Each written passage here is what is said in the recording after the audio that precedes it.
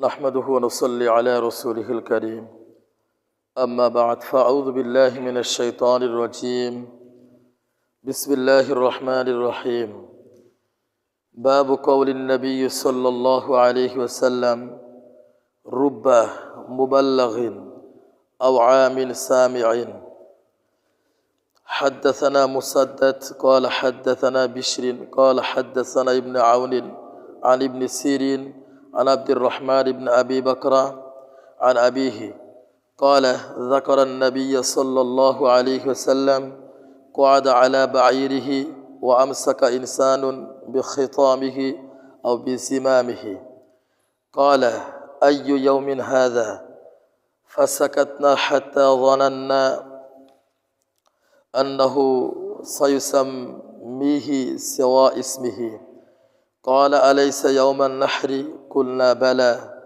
قال أي شهر هذا فسكتنا حتى ظننا أنه سيسميه بغير اسمه قال أليس بذي الحج قال أليس بذي الحجة قلنا بلى قال فإن دماءكم وأموالكم وأعراضكم بينكم حرام كحرمة يومكم هذا في شهركم هذا في بلدكم هذا ليبلغ الشاهد الغائب فإن الشاهد عسى أن يبلغ من هو أوعى له منه সম্মানিত উপস্থিতি আল্লাহ তাআলা তৌফিক নসিব হলে আজকের আলোচনায় আমরা সহিহুল বুখারীর কিতাবুল ইলমের 9 নম্বর পরিচ্ছেদ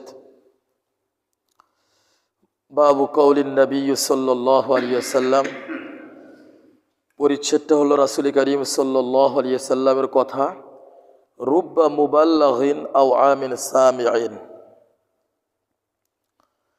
যাদের কাছে হাদিস পৌঁছানো হয় তাদের মধ্যে অনেক ব্যক্তি এমন আছে যে বর্ণনাকারীর চাইতে সে বেশি মুখস্থ শক্তি রাখে, জানে না, মুখস্থ শক্তি রাখে। সামিঈন মানে আও আহফাজা, যাদের কাছে হাদিস বর্ণনা করা হয়। এমন হয় না ছাত্র ওস্তাদের চাইতে তুখার আছে না, বহুত আছে।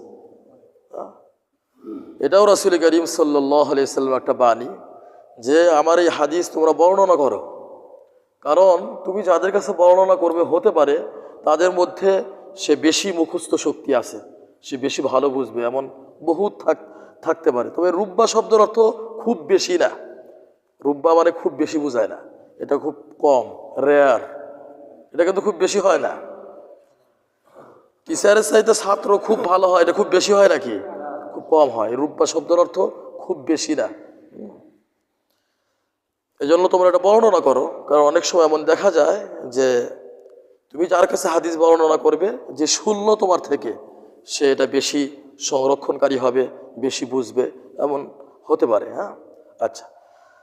হাদিসে বর্ণনাকারী আবু বকর রাদিয়াল্লাহু তাআলা আনহু, তিনি বলেন যাকারান নবী সাল্লাল্লাহু আলাইহি ওয়াসাল্লাম, তিনি রাসূল করিম সাল্লাল্লাহু আলাইহি ওয়াসাল্লামের বিষয়ে হাদিস বর্ণনা করতে গিয়ে বলেন ক্বাদ আলা বাঈরিহি, একবার রাসূল করিম সাল্লাল্লাহু আলাইহি ওয়াসাল্লাম উটের উপর বসা ছিলেন।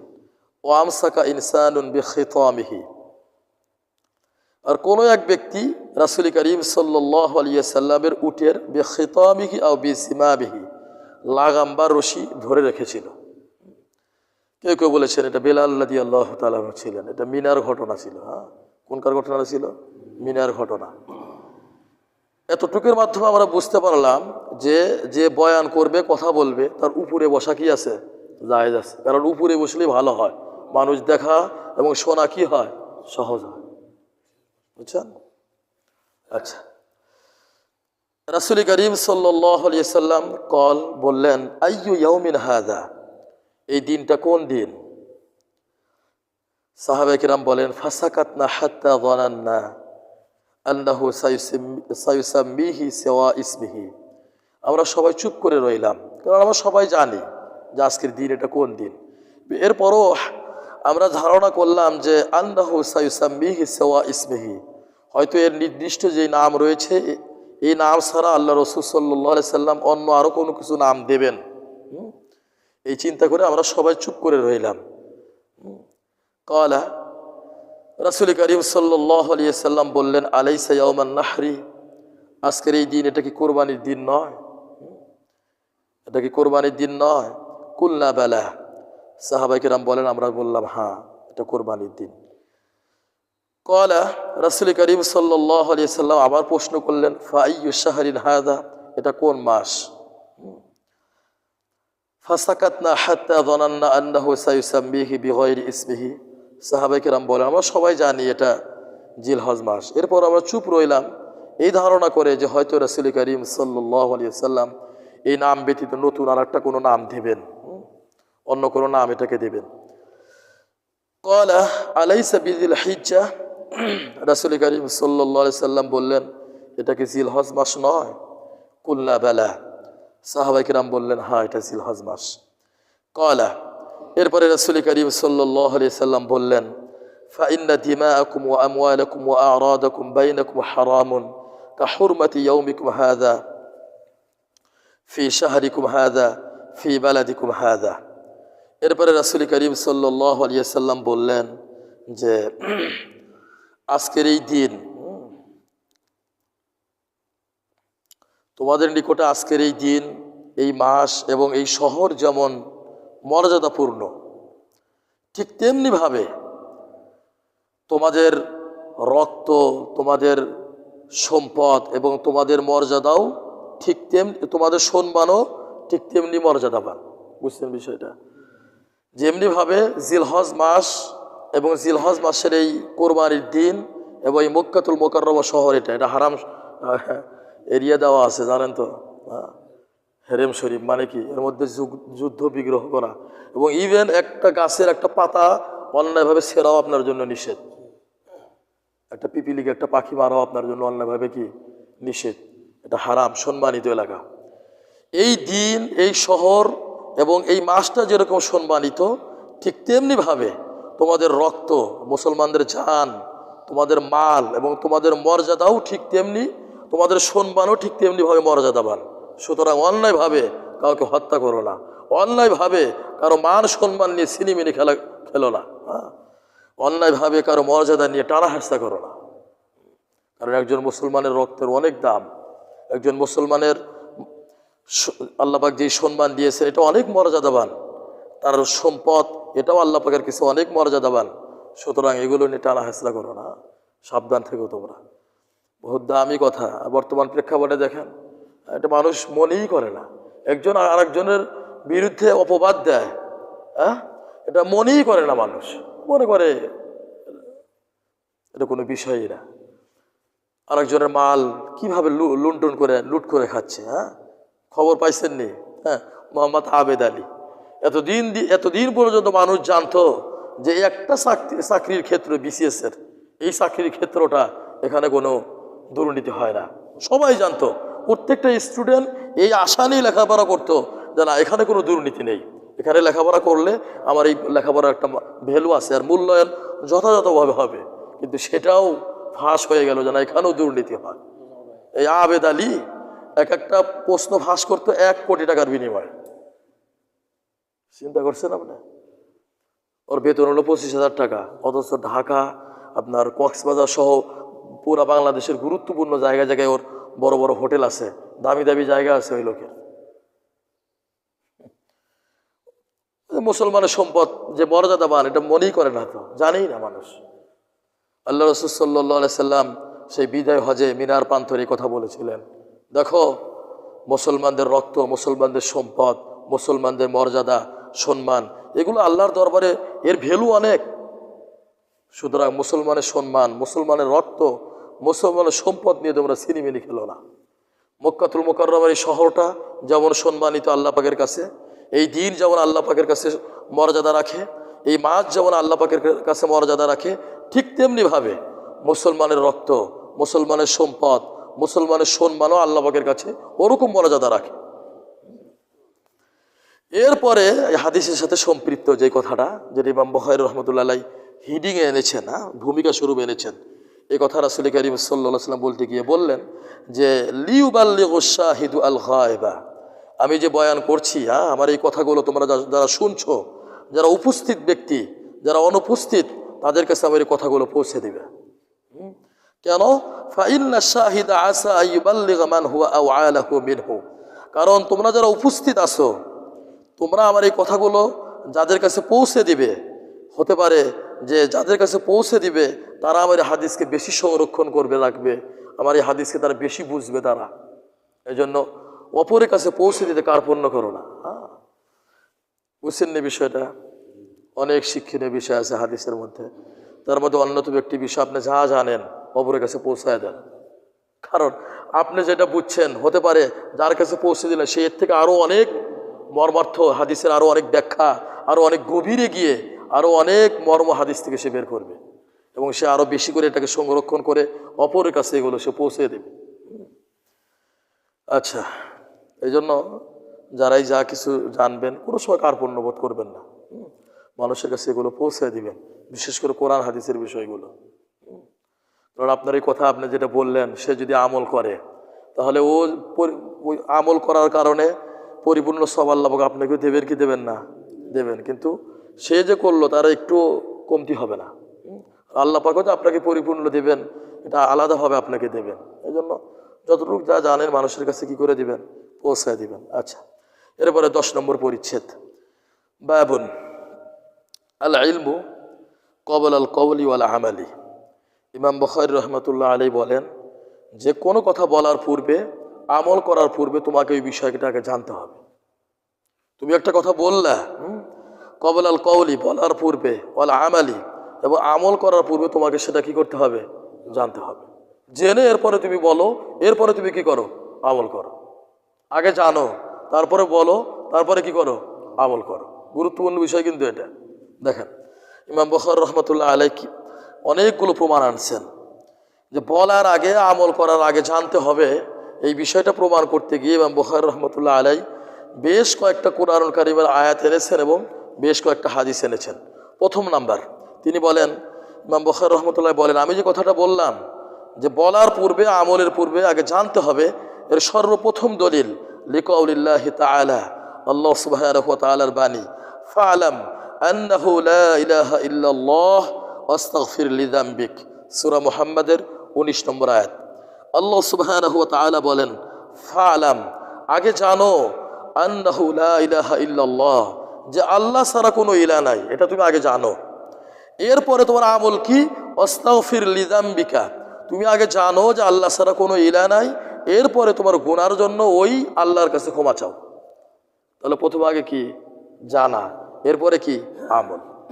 আগে তুমি জানো, এরপরে কি করো? আমল করো। এই কথাটা কে বলছেন? স্বয়ং আল্লাহ পাকই বলছেন সূরা মুহাম্মাদের মধ্যে 19 নম্বর আয়াত। এটা এজন্য আগে আপনাকে জানতে হবে, এরপরে কি করতে হবে? আমল করতে হবে। আগে আপনাকে জানতে হবে, এরপর আপনাকে বলতে হবে। না জানে আমি এমনি কোনো কথার ভ্যালু আছে। দুনিয়া আমরা সব সাইড এটা বুঝি, কিন্তু এই কোরআন এবং হাদিসের ক্ষেত্রে আমরা এটা বুঝতে চাই না। আপনি যে কোনো একটা বাড়ি বানাবেন, বা আপনার বাড়িতে কোনো ব্যক্তি অসুস্থ হয়, অন্য ডাক্তার ছাড়া অন্য কোনো ব্যক্তি গেলে ট্রিটমেন্ট নিলে, বা ইঞ্জিনিয়ার ছাড়া আপনার নিলে, ওটা মেন আপনি মানেন? আপনি মানেন না। কিন্তু আপনি এখানে এসে যে বোঝেন না কি জন্য, এটা আপনি এখানেও বুঝতে হবে। যারা জানে তাদের কাছ থেকে আপনাকে নিতে হবে। আল্লাহ পাক বলেই দিয়েছেন আগে জানো, এরপরে কি করো? আমল করো। ফাআলাম, আগে জানো, আন্নাহু লা ইলাহা ইল্লাল্লাহ, আল্লাহ ছাড়া, আল্লাহ পাক ছাড়া কোনো ইলাহ নেই। ওয়াস্তাগফির লিযামবিক, এরপরে তোমার আমল হচ্ছে তোমার গুনার জন্য ওই আল্লাহর কাছে ইস্তিগফার পাঠ করো। ইমাম বুখারী রাহমাতুল্লাহ আলাইহি বলেন, আল্লাহ পাক ফাবাদা বিল ইলমি, এখানে আল্লাহ পাক জানার কথা আগে বলেছেন, এরপরে আমলের কথা বলেছেন। হ্যাঁ, এই একটা দলিল। দ্বিতীয় নাম্বার দলিল, ওয়া ইন্নাল উলামা হুম ওয়ারাসাতুল আম্বিয়া ওয়ারাসুল ইলমা মান আখাযাহু আখাযা বিহাদ্দিন ওয়াফির। রাসূল করিম সাল্লাল্লাহু আলাইহি সাল্লামের বাণী যে নবীগণ তারা যখন ইন্তেকাল করেছেন, কোনো ধন সম্পদ রেখে গেছেন, বরং তারা এলেম রেখে গেছেন। কি রেখে গেছেন? কোরআন হাদিসের জ্ঞান রেখে গেছেন। তারা জ্ঞান রেখে গেছেন। আর ওই জ্ঞান, ওয়া ইন্নাল উলামা হুম ওয়ারাসাতুল আম্বিয়া, আর ওই জ্ঞানের উত্তরাধিকারী লাভ করেছেন ওলামায়ে কেরাম। কারা? ওলামায়ে কেরাম। ওয়ার রাসূল ইলমা, ওলামায়ে কেরাম ওই এলেমের উত্তরাধিকারী লাভ করেছেন। মান আখাযাহু আখাযা বিহাদ্দিন ওয়াফির, যে ব্যক্তি এলেম অর্জন করলো সে পূর্ণ অংশ লাভ করলো। পূর্ণ অংশ কি লাভ করলো? নবীদের রেখে যাওয়া সম্পদ একটাই, সেটা কি? এলেম বা জ্ঞান। আর এই জ্ঞান যে অর্জন করলো সে পরিপূর্ণ অংশ কি করলো? অর্জন করলো। আর এই জ্ঞান অর্জন করে কারা? উলামায়ে কেরাম। তাহলে উলামায়ে কেরাম যেহেতু আপনার এই জ্ঞান অর্জন করে, উত্তরাধিকারী হিসেবে তারা নেয় এটা, তাহলে ওই জ্ঞান পেতে হলে তাদের কাছে আপনাকে যেতে হবে। অন্য জায়গায় গেলে হবে? অন্য জায়গায় গেলে ওলট পালটটা পাইবেন, এটা সেটা পাইবেন। কিন্তু উলামায়ে কেরাম যারা শিখছে জানছে তাদের কাছে গেলে আপনি সঠিকটাই পাইবেন। এখানে দেখেন গুরুত্বপূর্ণ বিষয়, নবীগণ আমল রেখে গেছেন এই কথা কিন্তু বলা হয় নাই। বলা হয়েছে না এলেম রেখে গেছেন এই কথা বলা হয়েছে? এলেম রেখে গেছেন এই কথা বলা হয়েছে। এই জন্য আমলের পূর্বে এলেম, এটা আপনাকে জরুরি। এই একটা দলিল গেল। এরপর আর একটা দলিল দেখেন, 3 নম্বর দলিল। রাসূল করিম সাল্লাল্লাহু আলাইহি সাল্লাম বলেছেন, মান সালাকা তরিকাই ইয়াতুলুবু বিহি ইলমান সাহালাল্লাহু লাহু তরিকান ইলাল জান্নাহ, যে ব্যক্তি এলেম অন্বেষণ করার উদ্দেশ্যে কোনো পথ অবলম্বন করলো, সেটা কাছে হোক দূরে হোক, যেমন আপনারা বাড়ি থেকে এসেছেন, এটাও এলেম অন্বেষণ করার একটা কি পথ আপনারা অবলম্বন করেছেন। আল্লাহ রাসূল সাল্লাল্লাহু আলাইহি সাল্লাম বলেন, যে ব্যক্তি এলেম অন্বেষণ করার জন্য কোনো পথ অবলম্বন করলো, সাহালাল্লাহু লাহু তরিকান ইলাল জান্নাহ, আল্লাহ পাক ওই ব্যক্তির জন্য জান্নাতের পথ সহজ করে দেন। এখানে কি আমলের কথা বলা হয়েছে না এলেমের কথা বলা হয়েছে? এলেমের কথা বলা হয়েছে। এজন্য আসেন, আমি কথাটা বলি, হ্যাঁ, সুযোগ হয়তো সবসময় হয় না, হতে পারে এমন একটা পরিস্থিতি আসবে আমার এরকম সুযোগ হবে না, এরকমভাবে বলার হতে পারে। হ্যাঁ, আমার এরকমভাবে সুযোগ হবে না হয়তো বলার। এখন যেহেতু আল্লাহ পাক সুযোগ করে দিছেন, এজন্য অনেকে মনে করে কি বলে এখানে, আল্লাহ ভালো জানে। একটু আসেন, বসেন, সময় আমরা ইনশাল্লাহ বেশি নেব না, সামনে হাদিস আসতেছে। আল্লাহ রাসূল সাল্লাল্লাহু আলাইহি সাল্লাম বয়ান করতেন, মানুষের বিরক্তির ভাব যখন মানুষের অবস্থার প্রতি লক্ষ্য করে বয়ান করতেন, বিরক্তির ভাব চলে আসবে আগে আল্লাহ রাসূল সাল্লাল্লাহু আলাইহি ওয়াসাল্লাম ছেড়ে দিতেন, আসবে। এজন্য বেশি সময় ইনশাল্লাহ আমরা নেব না। আচ্ছা, 3 নম্বর কথা যেটা আমরা পেলাম, যে আমলের পূর্বে আপনাকে আগে এলেম অর্জন করতে হবে। দলিলটা কি? যে ব্যক্তি এলেম অন্বেষণ করার জন্য কোনো পথ অবলম্বন করলো, আল্লাহ পাক তাকে জান্নাতের পথ সহজ করে দেবেন। এখানে আমলের কথা বলা হয় নাই, বরং এলেম অর্জনের কথাটা কি বলা হয়েছে। 4 নম্বর দলিল, আল্লাহ পাক বলেন, ওয়া ইন্নামা ইয়াখশাল্লাহা মিন ইবাদিহিল উলামা, ওয়া ইন্নামা ইয়াখশাল্লাহা মিন ইবাদিহিল উলামা, নিশ্চয় আল্লাহ পাককে ভয় করেন যারা জানেন তারা। যারা জানে তারা কাকে ভয় করে? আল্লাহ পাককে ভয় করে। না জানলে পরে ভয় করবো কিভাবে? একজন ব্যক্তি সম্পর্কে আপনার কোনো ধারণাই নাই, আবার আপনার সমাজের এক্সাম্পলই আপনি দেন, যারা মাথা বা হাই লেভেলের, ওই ব্যক্তি কি করে, তার কি মর্যাদা, তার অবস্থান কোথায়, আপনি কিছুই জানলেন না, তা আপনি তা কি সম্মান দিবেন? আপনি যদি আল্লাহ পাক সম্পর্কে জানেন, যারা জানে সেই তো আল্লাহ পাককে ভয় করবে। এখানে যে জানার কথা বলা হয়েছে। আচ্ছা, এরপরে 5 নম্বর দলিল, আল্লাহ পাক বলেন, ওয়াতিলকাল আমসালু নাদরিবুহা লিন-নাস ওয়া মা ইয়াকিলুহা ইল্লাল আলিমুন, যে ইন্নামা ইয়াখশাল্লাহা মিন ইবাদিহিল উলামা, যে কেবল যারা আলেম জানে তারাই আল্লাহ পাককে ভয় করে। হ্যাঁ, এটা সূরা ফাতিরের 28 নম্বর আয়াত। আর ওয়াতিলকাল আমসালু নাদরিবুহা লিন-নাস ওয়া মা ইয়াকিলুহা ইল্লাল আলিমুন, এটা সূরা আনকাবুতের 43 নম্বর আয়াত। আল্লাহ পাক বলেন, ওয়াতিলকাল আমসালু নাদরিবুহা লিন-নাস, আল্লাহ পাক বলেন, আমি কোরআনুল কারিমে অনেক এক্সাম্পল, অনেক উদাহরণ দিয়েছি মানুষদের বোঝার জন্য। ওয়া মা ইয়াকিলুহা ইল্লাল আলিমুন, আমার এই উদাহরণগুলো কেবলমাত্র যারা জানে, যাদের জ্ঞান আছে তারাই উপলব্ধি করতে পারে। ওই এক্সাম্পলগুলো নিয়ে কি তারাই গবেষণা করে, তারাই বুঝতে পারে যে হ্যাঁ এই এক্সাম্পল দিয়ে এই আল্লাহ পাক বুঝাইতে চেয়েছেন। তাহলে এখানেও যারা জানে তাদের কথা বলা হলো কি হলো না? কোরআনুল কারিমের এক্সাম্পলগুলো বুঝতে পারে কারা? যারা জানে, তারা, যারা জানে তারা বুঝতে পারে। হ্যাঁ, আচ্ছা, এরপরে আর একটা দলিল, 6 নম্বর দলিল, সূরা মুলকের 10 নম্বর আয়াত। আল্লাহ পাক বলেন, যখন জাহান্নামী থেকে জাহান্নামে দেওয়া হবে, দেওয়ার পরে জাহান্নামীরা একটা কথা বলবে, অকালু লাউ কুন্না নাসমাউ আও নাআকিলু মা কুন্না ফি আসহাবিস সাঈর। ওরা বলবে, দুনিয়াতে আমরা যদি কোরআন হাদিসের কথা শুনতাম, আও নাআকিলু আমরা যদি উপলব্ধি করতাম, জ্ঞান অর্জন করতাম, শুনতাম, জ্ঞান অর্জন করতাম, মা কুন্না ফি আসহাবিস সাঈর, তাহলে আমরা আজ জাহান্নামীবাসী হতাম না, তাহলে আমরা জাহান্নামী হতাম না। এখানেও দেখেন এলেম অর্জনের জন্য প্রথম দুইটা বিষয় যেটা অপরিহার্য, সেই দুইটার কথাই ইমাম বুখারী রহমতুল্লাহ আলাইহি যে আয়াতটা এনেছেন, ওই আয়াতের মধ্যে অপরিহার্য বিষয় একটা হলো শোনা, আর একটা হলো কি উপলব্ধি করা। এলেম অর্জনের ক্ষেত্রে এটাই তো গুরুত্বপূর্ণ, তাই না? আপনি জানতে গেলে আগে শুনতে হবে না, এরপরে আপনি উপলব্ধি করতে হবে। তো জাহান্নামীরা জাহান্নামে যাওয়ার পরে এই আর্তনাদটা করবে, যদি আমরা শুনতাম, যদি আমরা দুনিয়াতে শুনতাম, যদি আমরা এগুলো উপলব্ধি করতাম, তাহলে আজকে আমরা জাহান্নামীবাসী হতাম না। তাহলে এখানেও এলেম অর্জনের বিষয়টা আছে কি নাই? আছে। এই জন্য ইমাম বুখারী রহমতুল্লাহ আলাইহি বলেন, আগে তুমি জানো, আগে তুমি কি করো? জানো। এরপরে 7 নম্বর দলিল, এটাও কোরআনুল কারীমের আয়াত। আল্লাহ সুবহানাহু ওয়া তাআলা বলেন, কুল হাল ইয়াস্তাউিল লাযীনা ইয়া'লামুনা ওয়াল লাযীনা লা ইয়া'লামুন, সূরা জুমারের 9 নম্বর আয়াত। নবী হে, আপনি বলে দেন, যারা জানে আর যারা জানে না তারা কি এক হতে পারে? কখনো এক হতে পারে না। যারা জানে আর যারা জানে না তারা কখনো এক লেভেলের হতে পারে না। এটা একটা দলিল। এরপরে রাসূল করিম সাল্লাল্লাহু আলাইহি সাল্লামের বাণী, ওয়াকাল নবী সাল্লাল্লাহু আলাইহি সাল্লাম মান ইউরিদিল্লাহু বিহি খায়রা ইউফাক্কিহু ফিদ্দীন। আল্লাহ পাক যে ব্যক্তির কল্যাণ চান, মান ইউরিদিল্লাহু বিহি খায়র, আল্লাহ পাক যে ব্যক্তির কল্যাণ চান, ইউফাক্কিহু ফিদ্দীন, ওই ব্যক্তিকে আল্লাহ পাক দিন ইসলামের জ্ঞান দান করেন। সুবহানাল্লাহ। আপনাকে দিন ইসলামের জ্ঞান দান করা মানে আল্লাহ পাক আপনার কল্যাণ চান। এই জন্য আল্লাহ পাক আপনাকে কোরআন হাদিসের জ্ঞান দিছে। এই জন্যই আল্লাহ পাক আপনাকে কোরআন হাদিসের জ্ঞান দিছে। আপনাকে বুঝতে হবে যেখানে আল্লাহ পাক আপনার জন্য কি চান?